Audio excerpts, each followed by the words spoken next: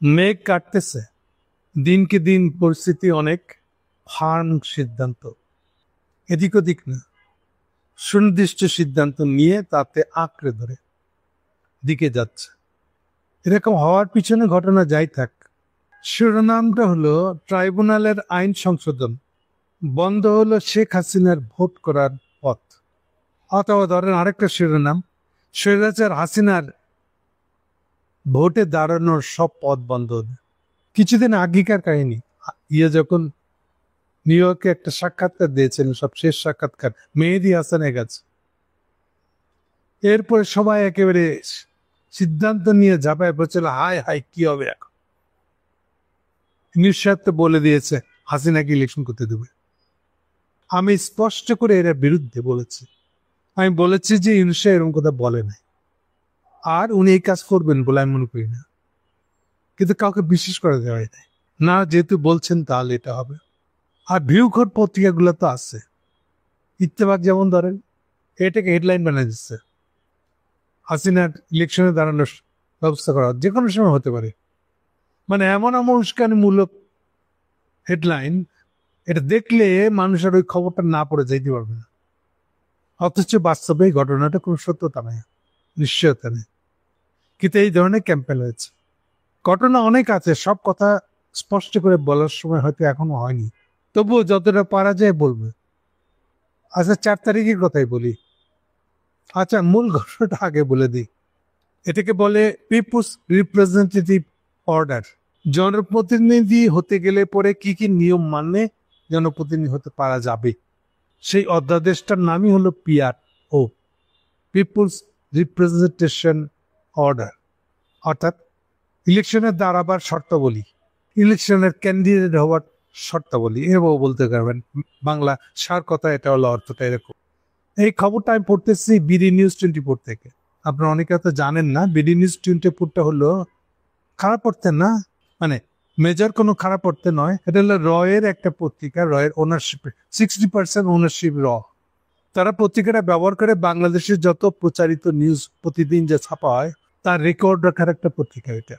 এই জন্য ওরা এই ইনভেস্টমেন্টে করছে। মালিক অরিজিনালি দরবের বাবাজি, তার নামে ইন্ডিয়ানরা কিনেছে। স্বভাবতই ওই পত্রিকার কোন খবরটা খুব সিরিয়াসলি দেখে এবং কি ভাষায় এটাকে লিখতেছে, এটা আপনাকে খুশি করার জন্য লেখে না, এসে কোন ভাষায় লিখলে ওদের রেকর্ডের জন্য এটা সঠিক হবে, বোঝার জন্য সঠিক হবে, সেদিক থেকে লেখে ওরা। এনিওয়ে, যেমন ধরেন সেম খবর কিন্তু একই সঙ্গে আছে যুগান্তর পত্রিকায়, কিন্তু যুগান্তরের চেয়ে বিডি নিউজ 24-এরটা এই জায়গাটায় এই প্রশ্নে এই আমার কাছে বেটার মনে হচ্ছে। ওদের ভাষাটাই পড়ছি আমি এখন। মানবতা বিরোধী অপরাধের অভিযোগে আন্তর্জাতিক অপরাধ ট্রাইব্যুনালে, আচ্ছা তৃতীয় যে সংশোধনটা দিচ্ছে, সংশোধনটা কি নিয়ে সেটাই আমি পড়তেছি। মানবতা বিরোধী অপরাধের অভিযোগে, অর্থাৎ আইসিটি কোর্টে যা অভিযোগ করা হয়, কারো বিরুদ্ধে আনুষ্ঠানিক অভিযোগ দায়ের করা হয়ে গেলে তিনি আর নির্বাচন করার যোগ্য হবেন না। জনপ্রতিনিধি হয়ে থাকলে, যদি আগে থেকে থাকেন, তাহলে সেই পদ থেকেও তিনি পদে থাকার যোগ্যতা হারাবেন। এমনকি সরকারি চাকরিতে আছেন মনে করেন, করতেন, এখন আছেন বা কন্টিনিউ করতেছেন, সোজা কথা, তাহলে আপনি পদ হারাবেন। এটা হলো 1973 সালে যে অধ্যাদেশটা ছিল, সে আইনের সংশোধন করা হয়েছে 20C ধারাটায়। এই ধারা যোগ করে গত 4 সেপ্টেম্বরে একটা অনুমোদন দিয়েছিল অন্তর্বর্তীকালীন সরকার। সেটাই ব্রেজেট হয়ে প্রকাশ হয়েছে সম্ভবত গতকালকে। হ্যাঁ, সেরে সোমবার রাত্রে অধ্যাদেশ আকারে এটা জারি করা হয়েছে। ওর নাম হলো আন্তর্জাতিক অপরাধ ট্রাইব্যুনাল তৃতীয় সংশোধনী অধ্যাদেশ 2025। সেই 20C ধারাতেই কথাটা বলা হয়েছে।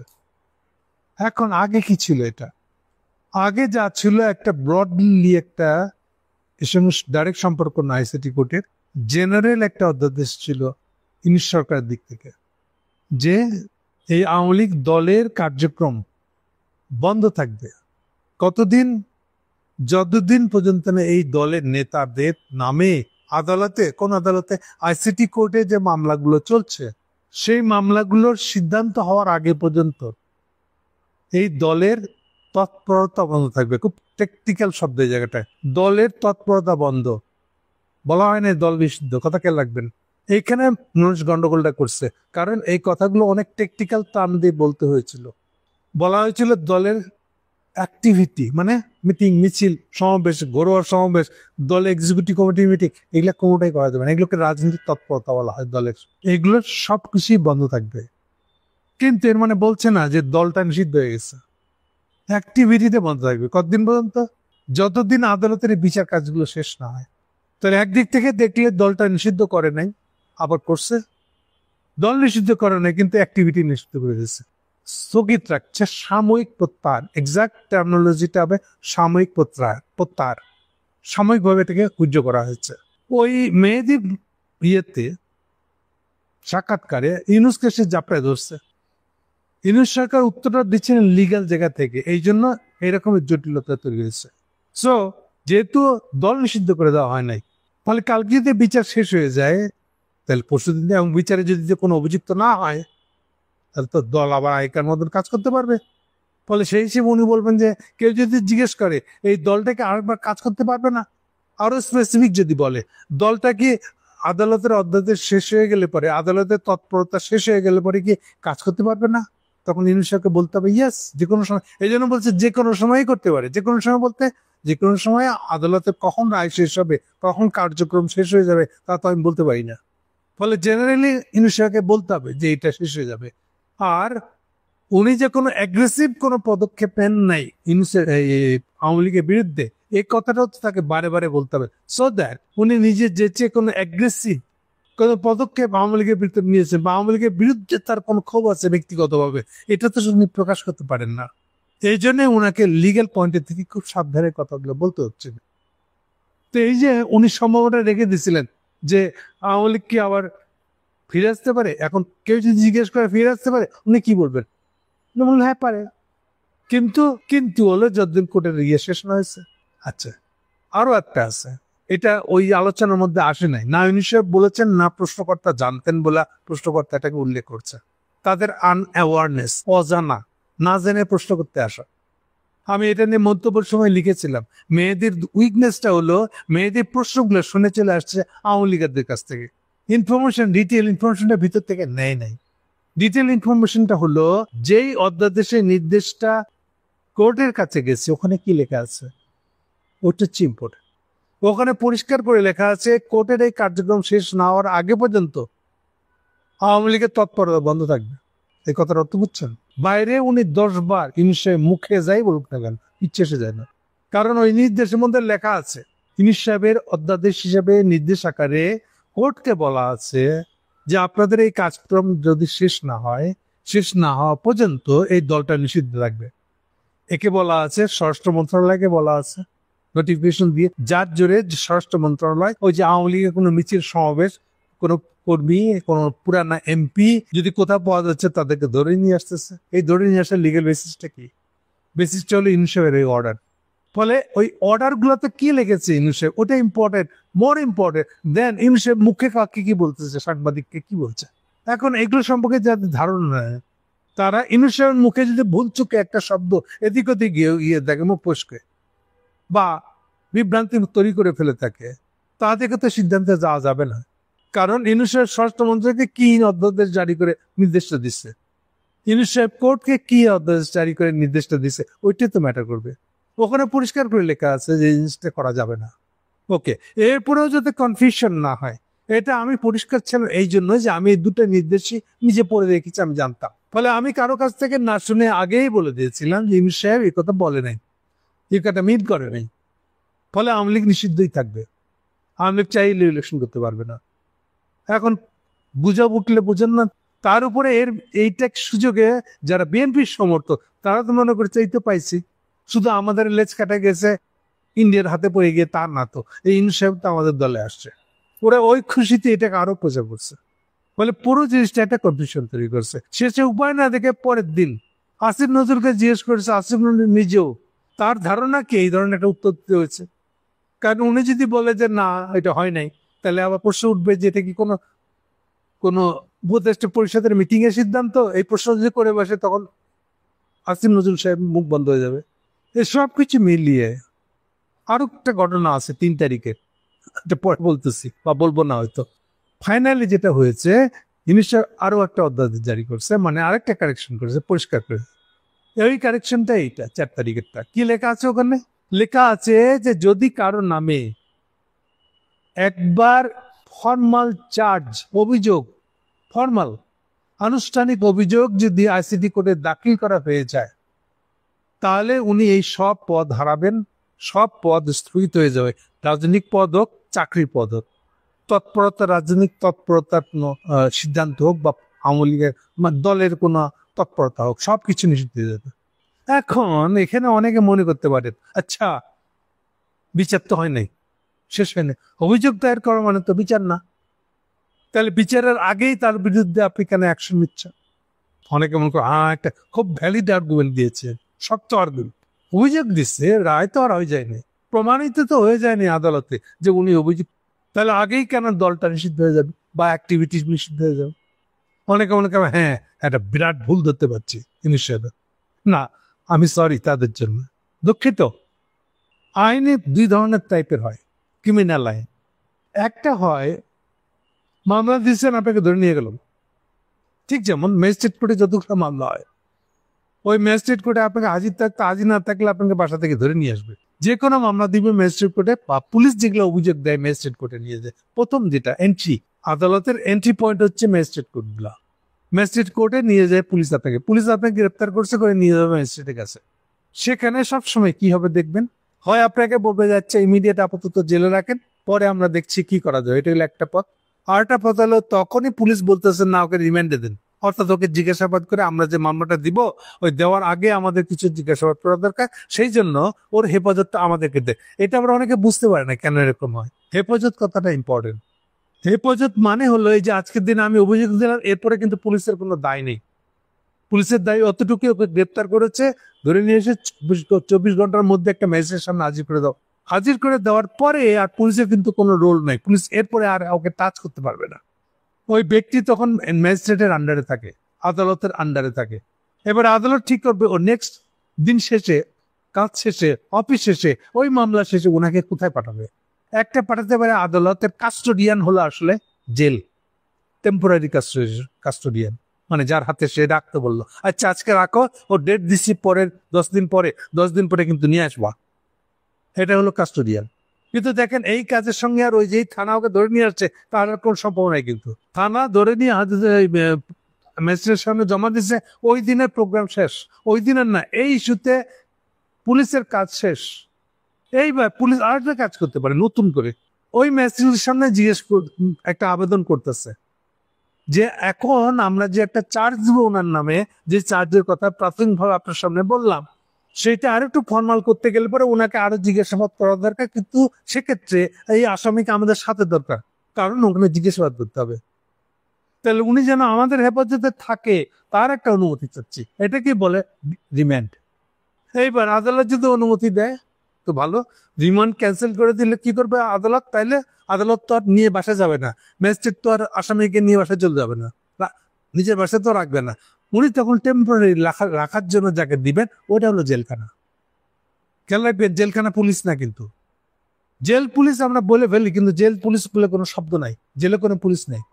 জেলে আছে ওয়ার্ডেন, জাস্ট আমার দেখাশোনার জন্য, আমাকে হেফাজত করে রাখার জন্য।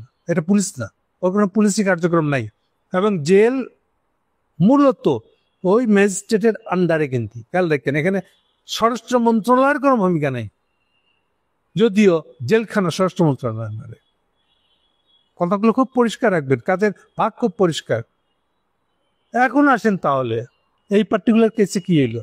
কিছু আরেকটা ধরনের মামলা আছে, সেই মামলায় বলে দেওয়া আছে আইনটা এরকম যে আপনার যদি কারো বিরুদ্ধে অভিযোগ আছে মনে করেন, ওইটার মতন অন্য কেসের মতন ধরে নিয়ে গিয়ে ম্যাজিস্ট্রেটের সামনে দাঁড় করে দিয়ে রিমান্ড নিয়ে চলে আসবেন না, এটা হবে না। মামলাই দিতে দিবেন আপনাকে।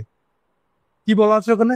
আপনি প্রাথমিকভাবে জানছেন যে এই ধরনের একটা অপরাধ উনি করেছেন, বলা হচ্ছে অপরাধ হলে আপনি গ্রেপ্তার করতে পারবেন না, উঠে আনতে পারবেন না, ধরে নিয়ে আসতে পারবেন না।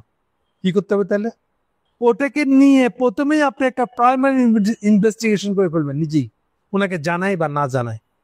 না জানাই বেশিরভাগ ক্ষেত্রে বলা হয়, কিন্তু সবচেয়ে গুরুত্বপূর্ণ হলো যেটা, এই ইনভেস্টিগেশনটা আপনার অফিসে করতে হবে এবং আপনার অফিসের ডিরেক্টর লেভেলের একজনের ব্যক্তিতে অধীনে হতে হবে এটা, যে সে ওই সিপাহী নিচের লেভেলের কেউ বা নিজের লেভেলের ইনভেস্টিগেশন অফিসার হলে হবে না, একদম ডিরেক্টর লেভেলে হতে হবে। ঠিক যেমন এই জিনিসটা আমি বলতেছি দুদুকের কথা মাথায় রেখে, দুদুক কাউকে ইমিডিয়েটলি ধরে নিয়ে গিয়ে কোর্টে হাজির করতে পারে না।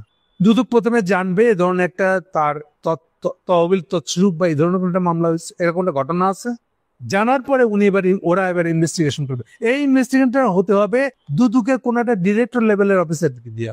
হওয়ার পরে এই রিপোর্টটা আবার ওদের একটা বোর্ড আছে, সে বোর্ডে পেশ করতে হবে।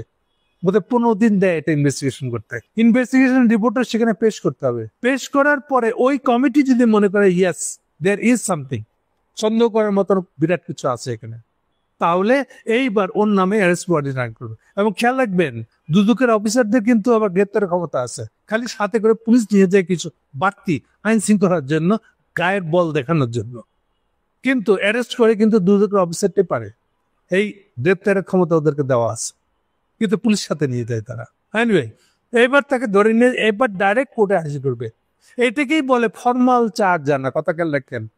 তাহলে নর্মাল ম্যাজিস্ট্রেট কোর্টে যেটা দেওয়া হয় সেটা ফর্মাল চার্জ নিয়ে, ফর্মাল চার্জ বলতে যাওয়া হয়, ফর্মাল বলতেই আপনি ইনভেস্টিগেশন করছেন আগেই, আজকে আপনাকে ধরে কালকে 24 ঘন্টার মধ্যে ম্যাজিস্ট্রেট কোর্টে নিয়ে গেল, এটা কোনো ইনভেস্টিগেশন হয় নাই, এই জন্য এটা ফর্মাল চার্জ না। এটা আশা করি বুঝতে যেতে পারছি আপনাকে, খুব গুরুত্বপূর্ণ পয়েন্ট এটা। সো যেহেতু একটা প্রাথমিক ইনভেস্টিগেশন হয়ে গেছে, তদন্ত একটা হয়ে গেছে, প্রাথমিক তদন্ত, এবং সেখানে সন্দেহজনক কিছু পাওয়া গেছে, জিএস এর বিরুদ্ধে মামলা আনা যাবে, ইয়েস এই লোকটা কিছু অপরাধ করেছে বলে মনে হচ্ছে, তাহলে এটাকেই বলা হয় ফর্মাল চার্জ নিয়ে আসা।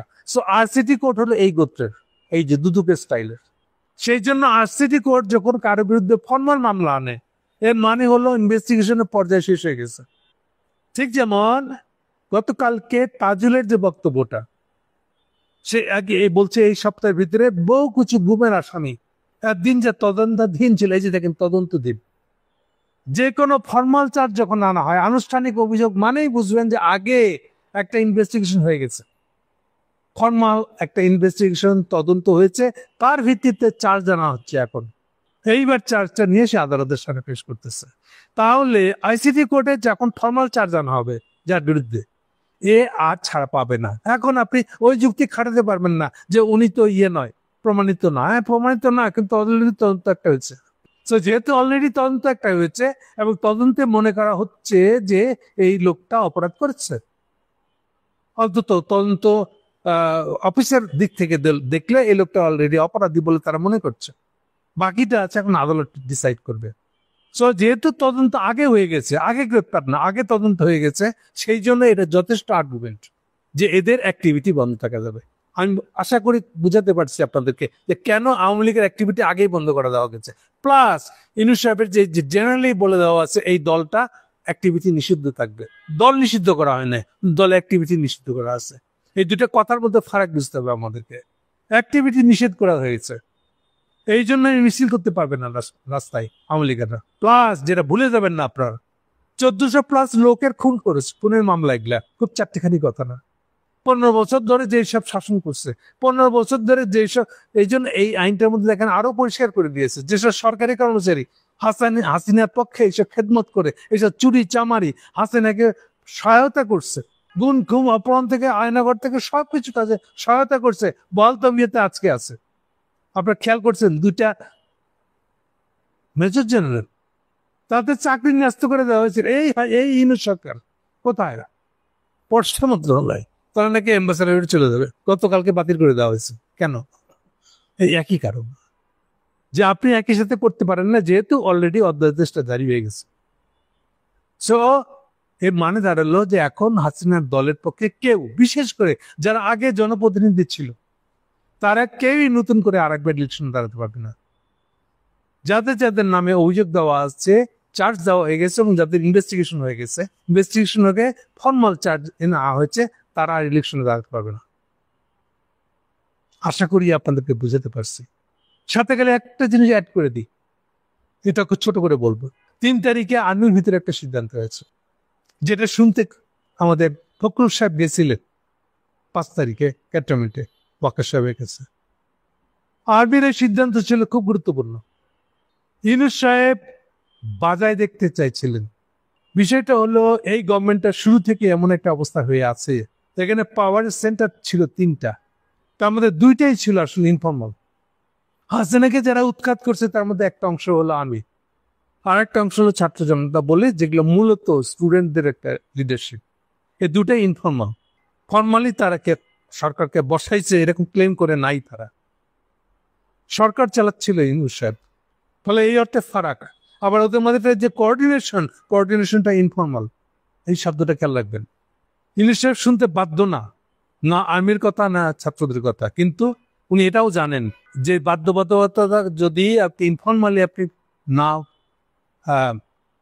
তৎপর হন, আমল করেন, যদি আমল না করেন তাহলে আপনি সরকার চালাতে পারবেন না। কারণ যারা সরকারকে হাসিনা গভর্নমেন্টকে সরাইছে তারা স্টিল পাওয়ারফুল এবং স্টিল ক্ষমতাটা তাদের হাতে, কিন্তু তারা ডে টু ডে সরকার চালানোর ব্যাপারে হাত ঢুকাচ্ছে না। এই হলো তফাৎ। ফলে ইউনূস সরকার should consult with them any crucial decision. এই জায়গাটা চিন্তা করে ইউনূস সাহেব, আচ্ছা এটা বলেই দিই, ইউনূস সাহেব চাচ্ছিলেন যে সিট ভাগাভাগির আলোচনা করে ইলেকশন করানো যায় কিনা। তার এই প্রস্তাবটা নিয়ে উনি আর্মির সম্মতি চাচ্ছিলেন, বা আর্মির ব্যাপারটা কি করে দেখবে এটা আগে বুঝতে চাচ্ছিলেন। এইটা বুঝতে চেয়ে উনি তাদের কাছে প্রস্তাবটা পাঠিয়েছিলেন। আমি নাম বলছি না, প্রস্তাব পাঠিয়েছিলেন ইউনিভার্সিটি এক উপদেষ্টাকে দিয়ে, তারও নাম বলছি না আমি। এই প্রস্তাবটা পাঠানোর পরে আর্মির টপ লিডারশিপ যারা আছে তাদের মধ্যে এক ধরনের, এটা জিয়াউর রহমানের আমল থেকে একটা সিস্টেম চালু ছিল, এটাকে বলে মতামত গ্যাদার করা, খুব দ্রুত মতামত একটা জোগাড় করে নেওয়া, সো দ্যাট আর্মি এমন কোনো সিদ্ধান্ত নিতে চায় না যেটা দেখা গেল যে টপ লিডারশিপের মধ্যে এটা আনপপুলার, এবং আনপপুলার নেওয়ার কারণে দেখা যাবে যে একেবারে সেনা প্রধান থেকে যারা এই সিদ্ধান্ত নিয়েছে তাদের বিরুদ্ধে ক্ষেপে উঠেছে। তার ইমিডিয়েট নিচে বলছে কর্নেল এন্ড আশেপাশে যেসব অফিসার আছে তারা এটার বিরুদ্ধে বিক্ষুব্ধ হয়ে গেছে। ফলে তারা এই ধরনের বিচ্ছিন্নতা কোন কাজ করতে চায় না, এটা জিয়াউর রহমানের চিন্তা ছিল। এই জন্য যে কোনো ক্রুশিয়াল সিদ্ধান্ত নিতে গেলে পরে সেনা প্রধান টাইপের প্রধান বা তার নিচে 4-5 জন সহ তাদের উদ্যোগে তারা করে কি, তার ইমিডিয়েট নিচে লেভেলের কিছু অফিসার আছে একটা লেভেল পর্যন্ত, আমি ডিটেলে যাচ্ছি না, তাদেরকে মতামত দিতে বলা হয়। 3 ধরনের মতামত দেওয়ার সুযোগ থাকে, খুব কুইক, কিন্তু একটা হলো ইয়েস, একটা হলো নো, আর একটা হলো যে পছন্দ করছে না। এই প্রস্তাবে দেখা গেছে সেখানে ভোট আসছে, মানে ভোট তো না, ভোট বলা ভুল হবে, মতামত আসছে মোর দ্যান 70% বলতেছে নো, এটা হতেই পারে না, এই দায় আমরা নেব না, মানে এত কথা বলার সুযোগ নেই, ইয়েস নো পছন্দ করছি না টাইপের। এই মতামত দেখার পরে এইটি জানাতে জন্য তাকে ডাকছিল। আমার ধারণা এই মতামতটা যখন রিফ্লেক্টেড হয়েছে ইউনূস সাহেবের কাছে, তখন উনি নড়ে চেড়ে বসছেন, তার রিফ্লেকশন আছে এটার মধ্যে বলে আমি মনে করি, এটা আমার ব্যাখ্যা। এর সাথে এনসিপির যে হুঙ্কারটা, নাহিদের যে হুঙ্কারটা কয়েকদিন ধরে দিচ্ছে সে, এটা অনেককে বিপদ ফলাই দিচ্ছে ইউনূস সাহেবের থেকে, ব্যক্তি ইউনূস সাহেব থেকে শুরু করে তার উপদেষ্টাদের ভিতরে, ভাই না জানি কি আমার বিরুদ্ধে কি বলে ফেলায়। ফলে প্রত্যেকের ভিতরে একটা ভয় ঢুকছে, আর নতুন করে কোনো অপরাধের ভিতরে না জড়াইতে, আকামে না জড়াইতে, আমি মনে করি তার একটা ইম্প্যাক্ট আছে এটার মধ্যে। ফলে সব মিলিয়ে আরো একটা ইনফরমেশন যেটা আমি দিতে পারছি না এখন, সরি, খুব সিরিয়াস একটা সিদ্ধান্ত যেটা নিউ ইয়র্কে এবার হয়েছে। ব্রড হেডলাইনে হাসিনা বা তার প্রতিনিধির সাথে ওখানে একটা দেখা হয়েছে, কথা হয়েছে টাইপের বিষয়টা, পুরো ডিটেল এখন পর্যন্ত রিভিলড হয় নাই। যেটা সবচেয়ে বড় প্রশ্ন, সেই প্রতিনিধির সাথে ইউনূস সাহেবের সাথে কি আলাপটা হয়েছে, আলাপে কি ধরনের মতামত তৈরি হয়েছে, এই আলাপে এবারের সফরে কেন আসিম নজরুল সাথে ছিল, এইসব প্রশ্ন এখনো উত্তর জট খোলে নাই। ফলে হাসিনা এবং ইন্ডিয়া যে ডেসপারেটলি মুভ করতেছে এই ইলেকশনের আগে হাসিনাকে ঢোকানো যায় কিনা, এগুলো তারই রিফ্লেকশন আসলে। সব মিলিয়ে ইয়ের দিক থেকে, ইউনূসের দিক থেকে এখন স্ট্রং একটা পজিশন নেওয়া ছাড়া তার কোনো উপায় নেই। বেজ্জতি হচ্ছে, স্ট্রং পজিশন শেষ বলে যতটুকু সুযোগ আছে, সময় আছে, তার নেওয়া উচিত। আমি মনে করি তারই রিফ্লেকশন হলো ইউনূস সাহেবের এই কড়া অধ্যাদেশটা জারি করা। ফলে এটা একটা খুবই কড়া অধ্যাদেশ বলতে পারেন আপনি ইউনূস সাহেবের দিক থেকে। ফলে আর কোনো সুযোগই নাই আওয়ামী লীগের কারো পক্ষে বা ইভেন জাতীয় পার্টির দিক থেকে কারো পক্ষে ইলেকশনে পার্টিসিপেট করার খায়েশ, দাবি, এগুলো পড়ার কোনো সুযোগ আছে। আমার মনে হয় আমি যথেষ্ট বলছি। Thank you.